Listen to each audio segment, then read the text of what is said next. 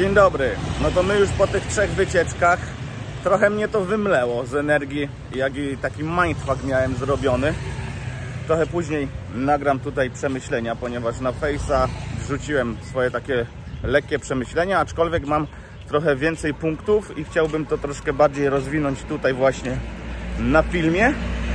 No a co teraz robię, to w sumie idziemy coś zjeść, bo dopiero dzisiaj możemy tak w sumie sobie pochodzić tutaj po okolicy i zobaczyć, co się dzieje wokół naszego hotelu. Także idziemy szukać jakiegoś miejsca i zamówić sobie pierwszy posiłek.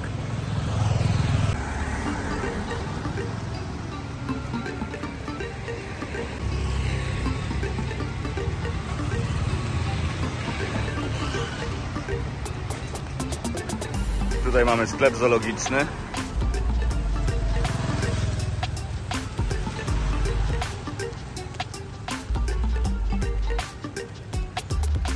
Tutaj street foodzik.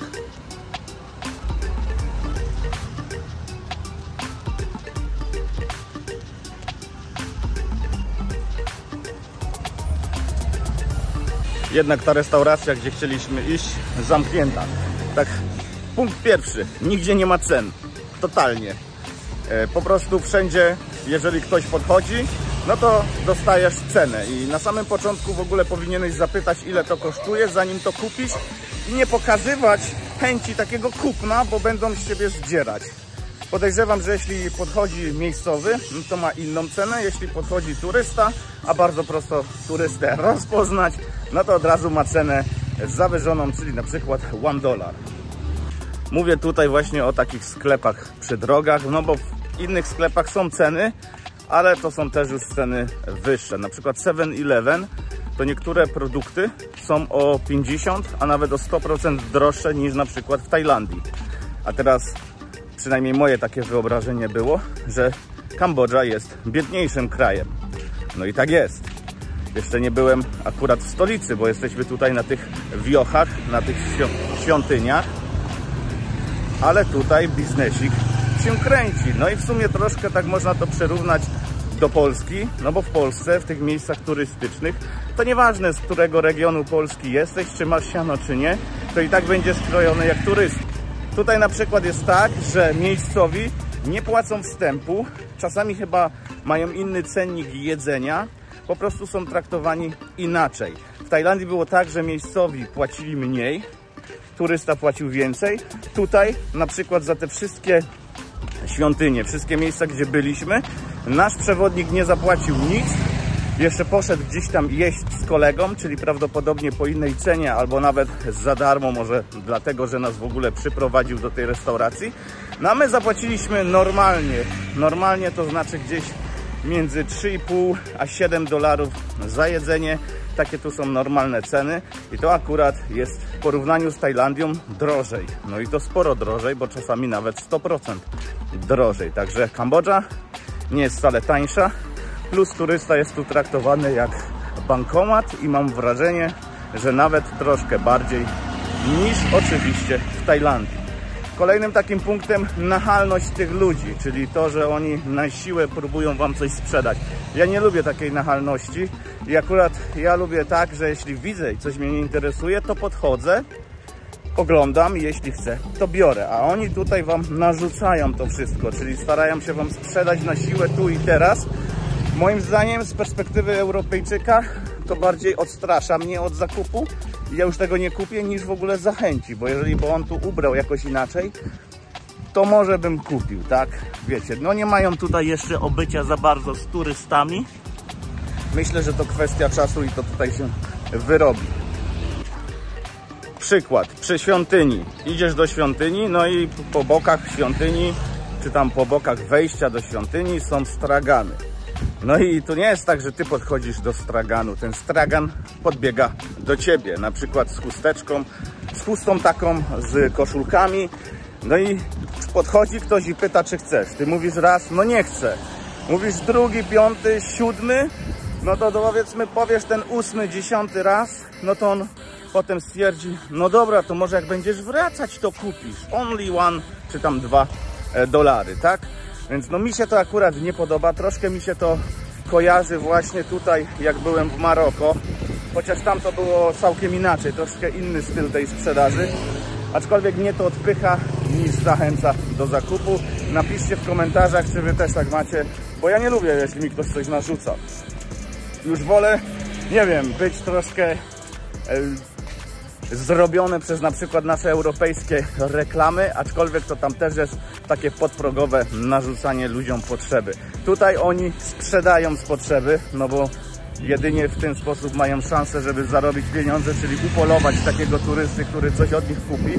Aczkolwiek, tak jak mówię, ta cena jest mega zawyżona i to też mi się nie podoba, bo ja bym nie chciał płacić wielokrotnie więcej za coś, co teoretycznie nie powinno tu tyle kosztować.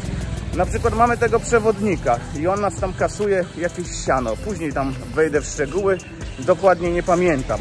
No to z mojej perspektywy, za to co on zrobił, w jaki sposób nas obwiózł, co on mi poopowiadał, co mi pokazał i ile czasu mi poświęcił, to bardzo mało pieniędzy za to bierze. No bo zobaczcie, jeżeli nasza pierwsza wycieczka, pierwszy dzień, on z nami był praktycznie od 5 rano do 14, 15 jakoś. Druga wycieczka był z nami od 7 rano do zachodu słońca, czyli to było praktycznie do 19, cały dzień, tak? No i on za takie wycieczki bierze tam, nie wiem, 15-20 dolarów za taką długą wycieczkę, gdzie wczoraj jeździliśmy mega daleko, 60 km ponad w jedną stronę, no to ta wycieczka kosztuje 40 parę dolarów. No i summa summarum, biorąc 3 wycieczki, płacisz 100, no bo masz rabat, ale z mojej perspektywy 3 dni spędzone z turystami, pokazanie im tego wszystkiego, gdzie on jeszcze nam kupił jedzenie, przyniósł owoce, nie zabrał pieniędzy. Ja mu chciałem kawę kupić, on nie chciał ode mnie tej kawy, albo mu było głupio po prostu prosić. Nie wiem, jakie tam ma deale po prostu z tymi miejscami, gdzie nas rozwozi, aczkolwiek wygląda to, że on nie do końca ma ustalone te miejsca z turystami, bo jak ja mu mówię, zatrzymaj się tutaj, zobaczmy, co tutaj jest, bo nie wiem, chcę kupić tutaj kawę, to on się zatrzymuje, nie było takiego czegoś, a to ja was zawiozę, bo mam fajne miejsce, wiecie o co chodzi.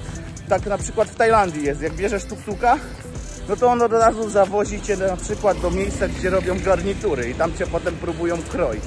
Nie odczułem czegoś takiego, więc dla mnie jest ok.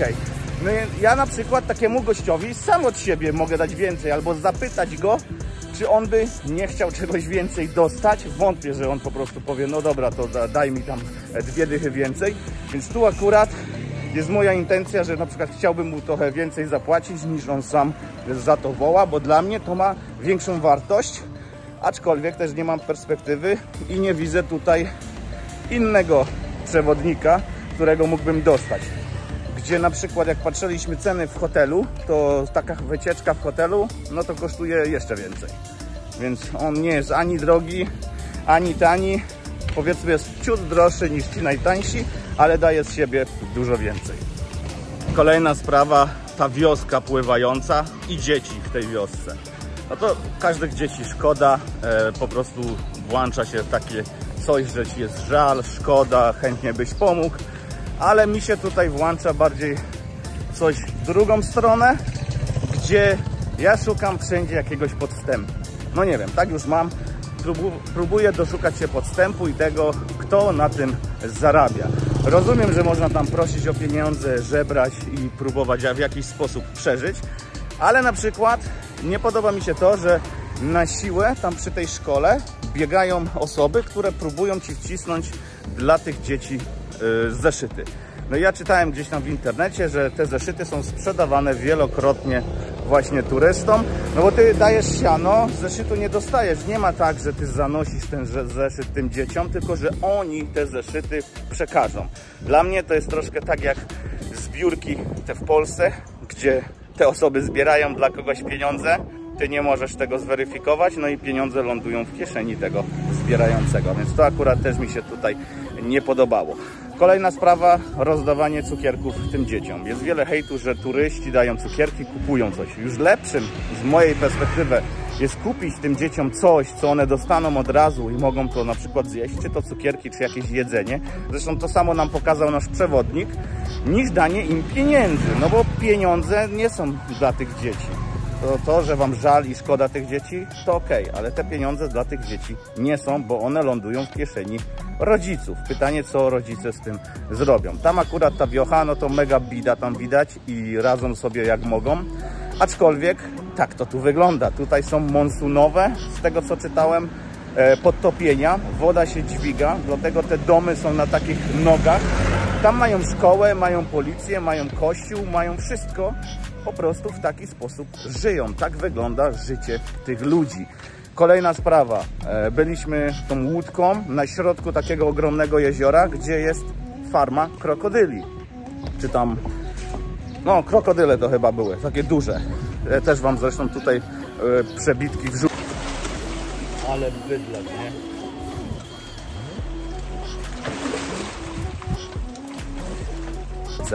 No i oni tam na tej farmie żyją sobie. To tak jak w Europie jesteś na przykład przez kilka miesięcy na platformie wiertniczej, no to oni tutaj na tym jeziorze są i tam zostają. Aczkolwiek mają możliwość spłynięcia z powrotem, z tego co ja tam zrozumiałem, ale większość czasu przesiadują właśnie tam zamknięci. No i też turysta przyjeżdża, patrzy sobie co tam jest, no i z daleka widać napisy, że jeśli byłeś, jeśli widziałeś, no to kup coś, żeby po prostu wspomóc ich działalność. Czekajcie, bo przechodzę przez ulicę, tu chociaż łatwiej się przechodzi przez ulicę, bo nie czujesz takiego niebezpieczeństwa. No i to jeszcze rozumiem, tak? Czy tak samo na łódce płynęliśmy? No, weźmiemy kawę. Tak. Płynęliśmy na tej łódce, no i po prostu też był napis, że jeśli tobie się podobało, to możesz dać jakiegoś tipa. No i to tam rozumiem, można dać $2 tego tipa, żeby po prostu pomóc tej osobie, która tą łódkę prowadzi. Aczkolwiek ja też nie wiem, jak to działa, czy to jest dla niej siano, czy dla kogoś innego.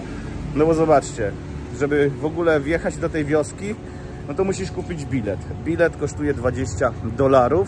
Jest sobie budka, płacisz, oni sprawdzają i dopiero później masz takiego kierowcy, który cię tą łódką wiezie. Też do końca nie wiem, jak to może działać i czy my bezpośrednio pomagamy tym osobom, czy po prostu komuś, kto tu sobie kręci biznes. Kolejną taką rzeczą jest support. Ten nasz przewodnik mówi, no, że oni dostają support od innych krajów, czyli głównie tutaj inwestują Chiny, Wietnam, to widać.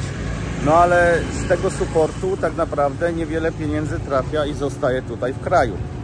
To skądś znamy, nie? No jeżeli w Polsce mamy zagranicznych inwestorów, to ta area, te miejsce się rozwija, ale tak naprawdę większość zysków ląduje w kieszeni tego inwestora. No tak działają inwestycje, tak to tutaj działa i nie tylko tutaj, tak to po prostu w ten sposób wygląda. Jeżeli jest zagraniczny inwestor, no to siano trafia do zagranicznych osób. Pytanie, w jaki sposób są traktowani lokalni ludzie, jak jest wynagradzana ich praca, czy ich życie się polepszy, czy może będą traktowani jak niewolnicy. I tutaj przechodząc właśnie do niewolników, to byliśmy też obok takiego miejsca, obok farmy kauczuku, gdzie nawet to zdarzenie jest opisane w Wikipedii. Ten nasz przewodnik nam to potwierdził. Jest miejsce sobie, gdzie był sobie jakiś tam polityk i on wmówił ludziom, że jego farma jest jednym bezpiecznym miejscem na całej ziemi, ponieważ świat zostanie zalany przez dużą powódź i ten skrawek ziemi jest po prostu bezpieczny i tam mogą czuć się bezpiecznie. I czujecie, że tam ci ludzie zostali i po prostu nie chcieli stamtąd odejść. Tutaj rząd próbował ich rozgonić, ale ja teraz nie znam tej historii do końca, nie doszukałem się informacji, czy oni dalej tam siedzą, czy po prostu już zostali rozgonieni. Ale poczytajcie sobie, jest no mindfuck dla mnie jak cholera, nie? I też bardzo podobne, co politycy mogą wmówić ludziom i ci ludzie po prostu za nimi pójdą. No, nie dziwmy się, tak? Tak samo tutaj, tak samo w Europie jest ciemna masa ludzi, nie obrażając oczywiście nikogo, ale jest masa ludzi, która po prostu wierzy na ślepo w to, co powie nam ktoś w rządzie. A jeśli tak się dzieje, to zazwyczaj gdzieś jest podstęp, coś jest nie tak i trzeba bardzo na to uważać. Ja akurat zawsze jestem podejrzliwy i doszukuję się czegoś innego. Kto na tym może zyskać, dlaczego nie ja, a dlaczego ja powinienem być na przykład dawcą swojego czasu czy kapitału. To, co jeszcze gdzieś tam widać, no to na przykład, wiecie, my przyjechaliśmy tutaj z Tajlandii, no i cały czas rozmawiamy z tym przewodnikiem, bo w Tajlandii to, bo w Tajlandii tamto. Raczej nie używać tego typu zwrotów, nie dopytywać, ponieważ ludzie w Kambodży mają mega kompleks niższości w nawiązaniu do innych ludzi, głównie właśnie z Tajlandii czy tam z Laosu. Także jeżeli będziecie, to ja bym nie porównywał Kambodży do innych miejsc, na przykład do Tajlandii, aczkolwiek ja rozumiem, że to może być naturalne, ale to tak jak mówię, ci ludzie mogą poczuć się urażeni i też troszkę się im tutaj no nie dziwię. Jeżeli chodzi o ludzi, no to zobaczcie, nie ma tutaj starych ludzi. Ja mało kiedy, mało gdzie widzę osoby powyżej 60 roku życia, a to dlatego, że tu podczas tej wojny khmerskiej ci czerwoni Khmerzy wybili wszystkich, którzy byli trochę mądrzejsi. Zostały osoby albo dzieci, albo młode, albo po prostu niewykształcone, bo chcieli sobie zrobić tutaj takie miejsce, gdzie będzie tak jak kiedyś, czyli będą wiochy, ludzie będą równi, będą sobie żyli i po prostu ten postęp zachodni czy postęp światowy nie będzie miał tutaj na tych ludzi wpływu. Też sobie przeczytajcie o tej historii trochę więcej gdzieś tam na Google'ach, ponieważ no mega ciekawy case, ale tak jak mówię, nie ma tutaj przez to starych ludzi. Średni wiek tych ludzi jest tu między powiedzmy 20-30 lat. Nasz przewodnik ma 45 lat, ma 3 dzieci, z czego jeden syn ma chyba 15, kolejne dziecko tam mniej, no i jeszcze żona jest teraz aktualnie w ciąży. No i teraz jeżeli chodzi o tą niższość ludzi i o to wszystko, analogicznie spoglądając na to, co dzieje się w Europie, na świecie, no to nie wiem jak wy, ale ja prywatnie też czułem się poniżany trochę czasami gdzieś tam w Danii, w Anglii jak byłem, jako Polak. To akurat mnie to nie dziwi, no podróżuję i takie mogę mieć odczucie. Zresztą u nas przyjezdni, czy to Ukraińcy, czy z Rumunii, też ci ludzie mogą czuć się gorzej w Polsce, no bo po prostu są gorzej traktowani.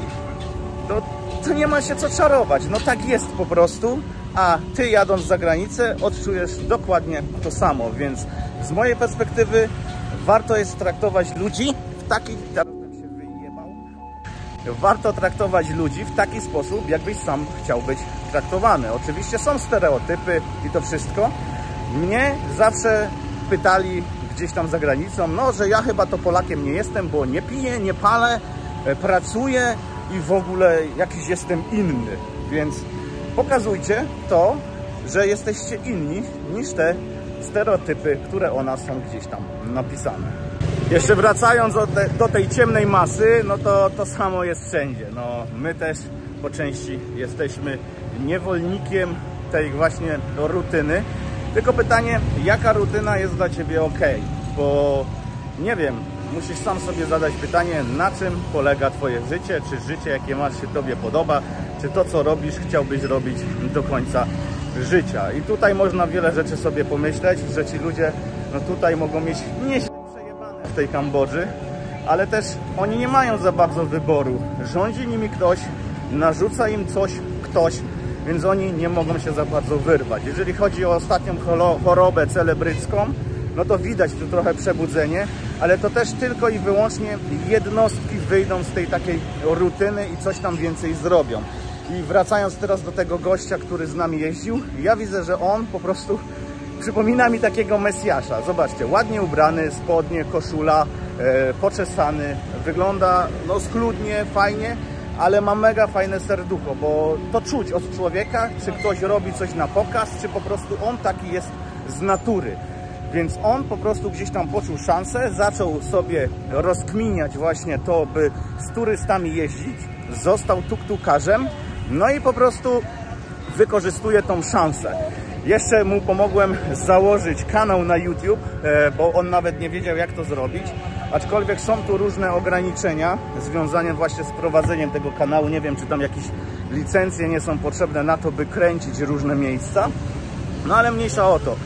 Jest ciekawy, bo on się mnie pyta, co ja robię, czy ja jestem, nie wiem, youtuberem, vlogerem czy coś w tym stylu. Ja mówię, ja się bawię tym po prostu. Robię dla samego robienia. Będą ludzie, którym będzie się to podobać. Będą ludzie, którym nie będzie się to podobać.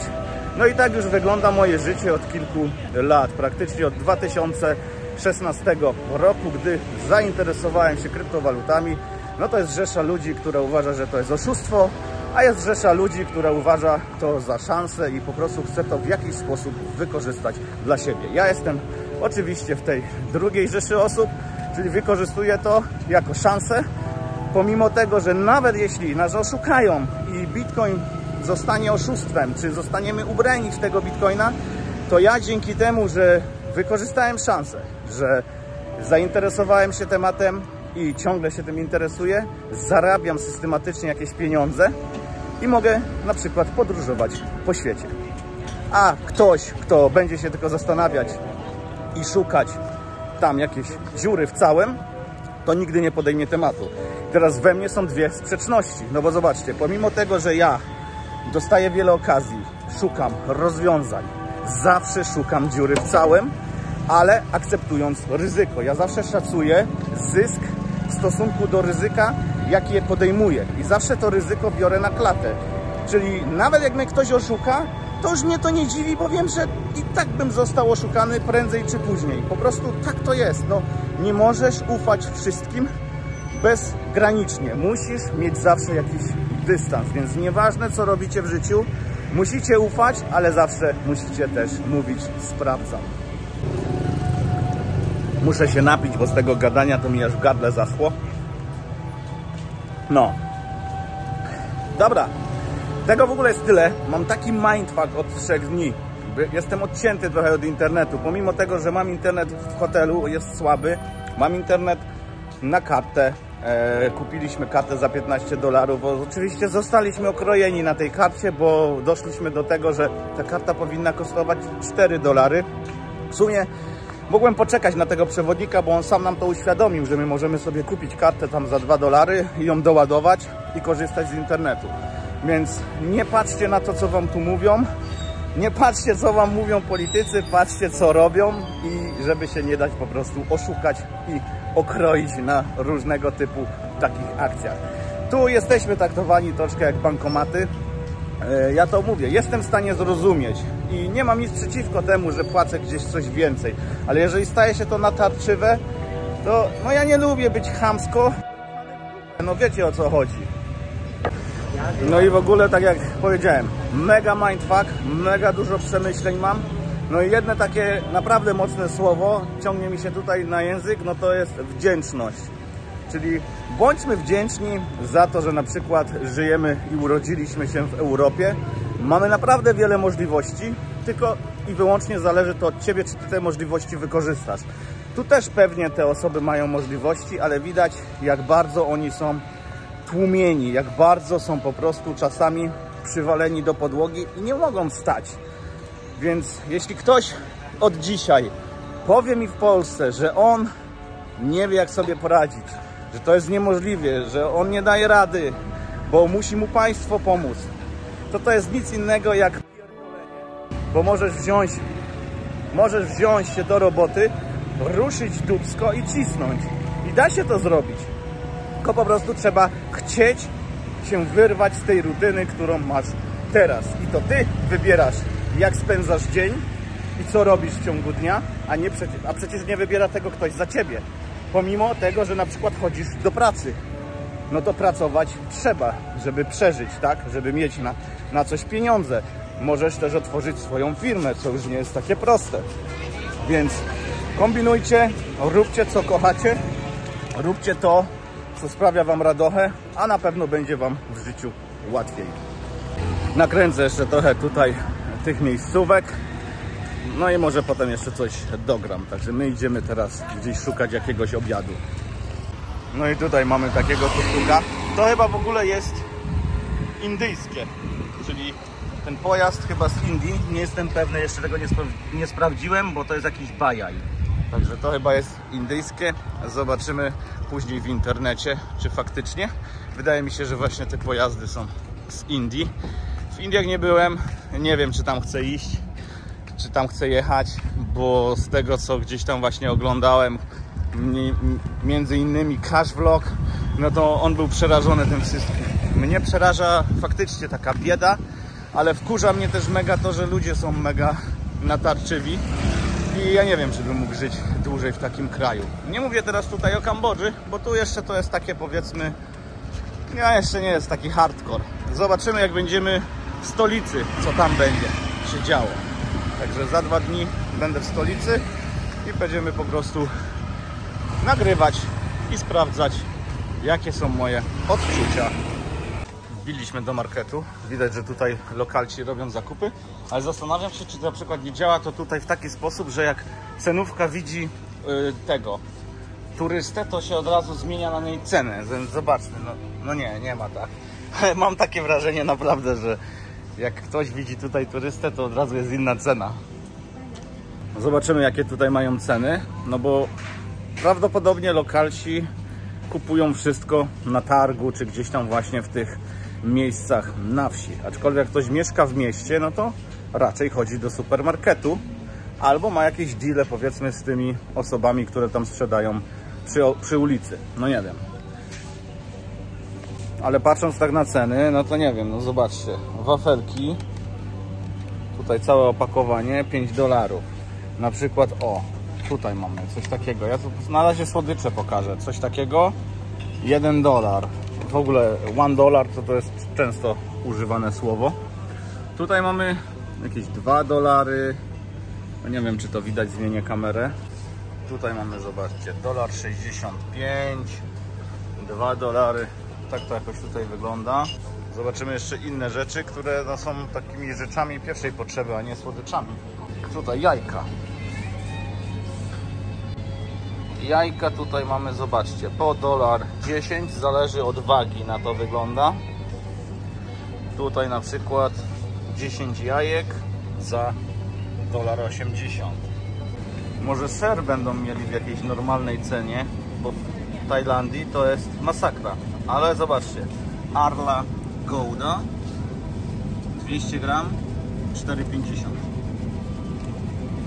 Zobaczcie w ogóle to, myślałem, że to jest z Ankoru, a tutaj pisze Pure New Zealand Butter. Masełko nowozelandzkie za $4,45.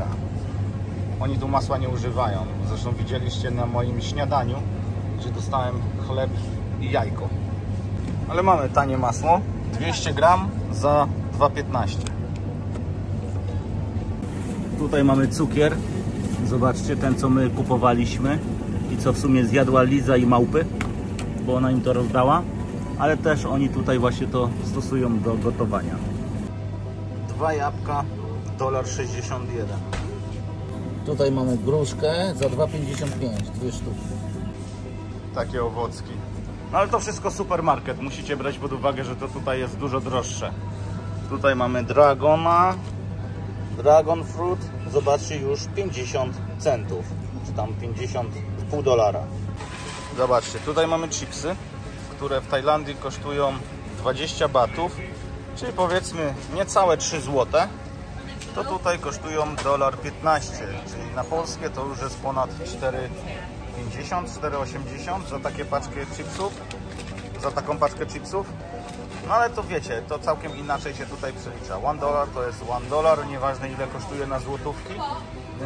Także jeżeli zobaczcie, dolar jest wysoko, jego cena jest wysoka, nie wiem, 4,50, 4,80 czy nawet jak był po 5 zł, no to taka podróż do Kambodży może tutaj Polaka nieźle szarpnąć, no bo $1 to jest $1. To tak jak 1 bitcoin to 1 bitcoin, tu nieważna jest cena, nie? Więc jeśli zarabiasz w złotówkach i wybierasz się tu, to też warto na to zwrócić uwagę, że tutaj no $1 nie warto tego przeliczać. Po prostu $1 to $1. Tutaj jakieś inne rzeczy. Na przykład tutaj mamy cukier za $2,66. A ja nie wiem, co to w ogóle jest. Crystal Sugar. No i tam widzieliście nerkowce na drzewie, a tutaj macie nerkowce w sklepie za jedyne $5,85, czyli 24 300 tych ich pieniędzy. A tego mamy tutaj 300 gramów. No ale widzieliście, taki owoc to jest tylko to. Także no, robi robotę. Ja sam wcześniej nie wiedziałem za bardzo, jak wygląda właśnie nerkowiec.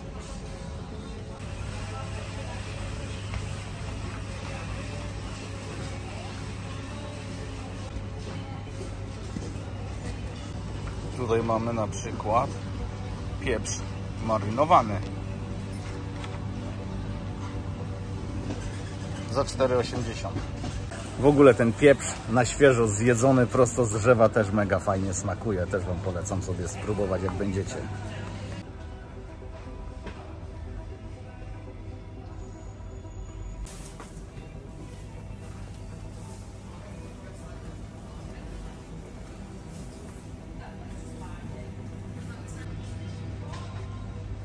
Tutaj na przykład żel pod prysznic Adidas, $5,15.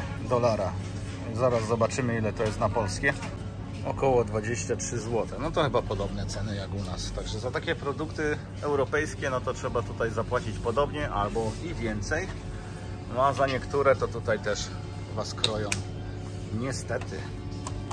Na przykład tutaj mamy Balea. To pewnie znacie, niemieckie produkty, takie najtańsze, po 1 euro, czy tam jakieś eurocenty. No a tutaj $3,75 za takie coś. No to już widać, jest po prostu prestiż, bo niemieckie. Tutaj mamy kolejne orzechy. Ile kosztuje w Polsce pół kilograma nerkowców? No bo zobaczcie, tutaj 14,25 to jest chyba z 70 zł. A dajcie znać, ile w Polsce taka półkilowa paczka. Jeśli chodzi o Haribo, to zobaczcie. Żelki Haribo nawet w Kambodży. I ceny to sami musicie sobie sprawdzić, bo ja nie wiem, ile kosztują. Tutaj mamy Chivasa za $28.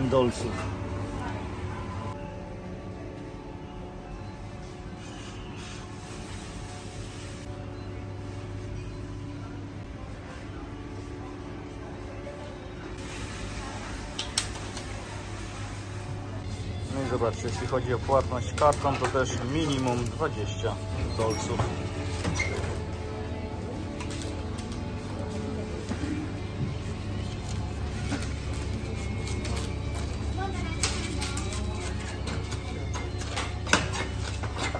To już mówiłem, że trzeba uważać na dolary, jakie Wam wydają i jak co, to trzeba pytać po prostu, żeby Wam to wymienili. Ja się nie przejmuję tymi dolarami, że ja zostanę z $20 czy z $5, bo sobie to wezmę po prostu do Europy i tam w kantorze wymienię. A tu tego no jednak nie przyjmują, no ale po co mi też plik pieniędzy, których sam nie potrzebuję, czy chciałbym po prostu się tego pozbyć, bo za chwilę będę miał torbę dolarów, wiecie o co chodzi, nie? Mamy tutaj KFC, mamy Burger Kinga. Tutaj macie KFC, Burger King gdzieś też tutaj jest, ale ceny to już nie są takie, powiedzmy, przystępne, no bo kanapka tutaj potrafi kosztować 20 zł, taka jak w Polsce kosztuje 5.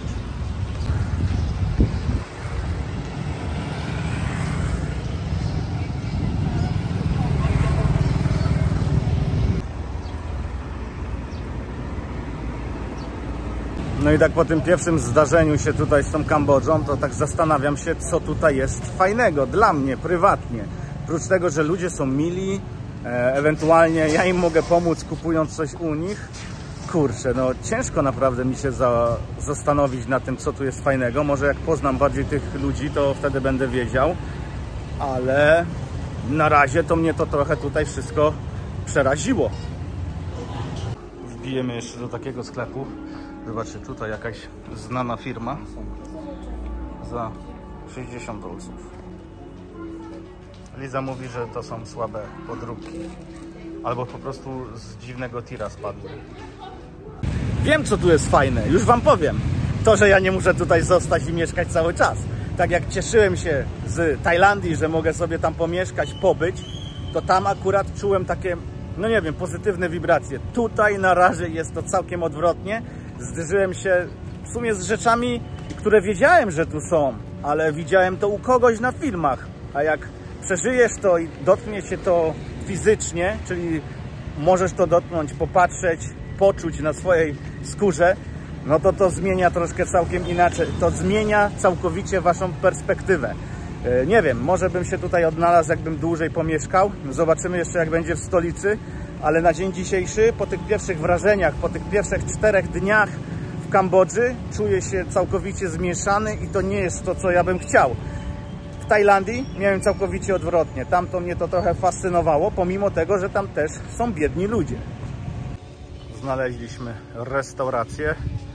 Tak ona tutaj właśnie wygląda. Będziemy testować. Mówię wam, tutaj nie ma nic niżej niż $1. Zobaczcie sobie, mamy hot dogi, czyli mamy bagietkę 2,25. Tutaj mamy banana pancakes 2,50. Tutaj mamy 2 jajka any style i jeszcze takie różne dodatki, $1,50. Musli 2,50. Ale zobaczcie tutaj, extra bacon or ham or cheese $1. Wszystko tutaj jest $1. Wiem, że to wygląda trochę, że ja tutaj non-stop narzekam, ale tak nie jest. Tylko po prostu zazwyczaj jak coś mnie zaskakuje, to nagrywam. A że zaskakuje mnie ostatnio negatywnie, no to tak to tutaj też wygląda. Jest dużo fajnych rzeczy tutaj pozytywnych, bo jedzenie jest dobre. Tylko że ja to wszystko robię pryzmatem Tajlandii, gdzie naprawdę jest dużo taniej. Więc jako pierwszy kraj może Kambodża by była spoko, bo potem byście pojechali do Tajlandii i zobaczylibyście całkiem coś innego. Ale jak ja już siedzę tutaj ponad 2 miesiące i teraz przyjechałem tutaj, jeszcze mnie czeka Malezja, Bali i to wszystko, to zaczynam troszkę tutaj mieć dziwne odczucia. No i przyszło jedzenie, ryż i tutaj mamy mięsko. To mi akurat smakuje, jeszcze mamy taki sos pieprzowy. No i tu jest to, co ostatnio też było w tym liściu, amok. Pewnie jeszcze tam gdzieś są te cząstki tego amoka gotowane, no i ryż standardowo. No i na przykład jeszcze taki owocowy shake. No i cola.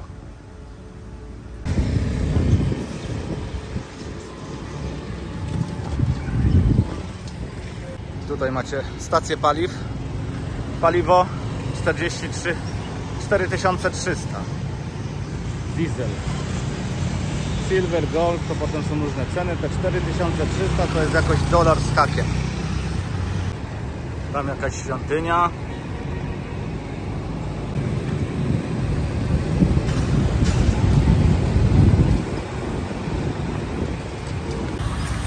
Centra handlowe też mają.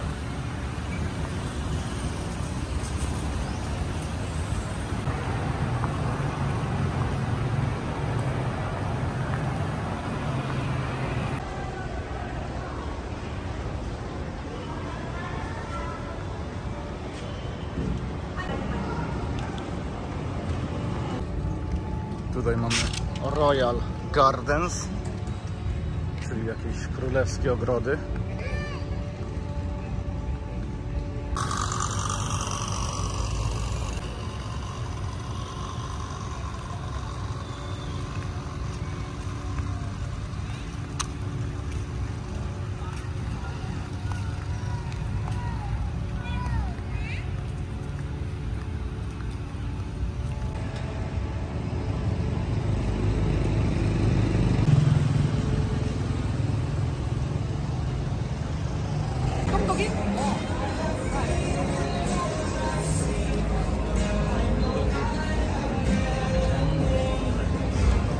No to kończymy dzisiejszy dzień. Pochodziliśmy trochę tutaj po miejscówkach. Mam kilka zdjęć, kilka ujęć. I to by było chyba na tyle, jeśli chodzi o te wycieczki tutaj w Kambodży, w tym Siem Reap. Będziemy... kolejny raz będziemy widzieć się z stolicy. Także tam będziemy kręcić. A póki co, to dziękuję wam za uwagę. Dajcie znać w komentarzu, jak wam się podobał dzisiejszy odcinek. Zostawcie łapę do góry. No i pamiętajcie, aby zasubskrybować mój kanał. Tutaj mam jakiegoś gościa. What you would like to say to the Polish people? You are tuk-tuk driver, yes? Yeah. Okay. You want to go back to the hotel right now? We have just hotel right there. So yeah. just 5 minutes walk. Thank you. Thank you. No, także dzięki bardzo. Widzimy się w kolejnych częściach materiału z Kambodży. Trzymajcie się. Hej. Tutaj mamy magnesiki. Zobaczcie jakie. $1 pewnie. Tutaj mamy chustki $1. Wszystko za $1.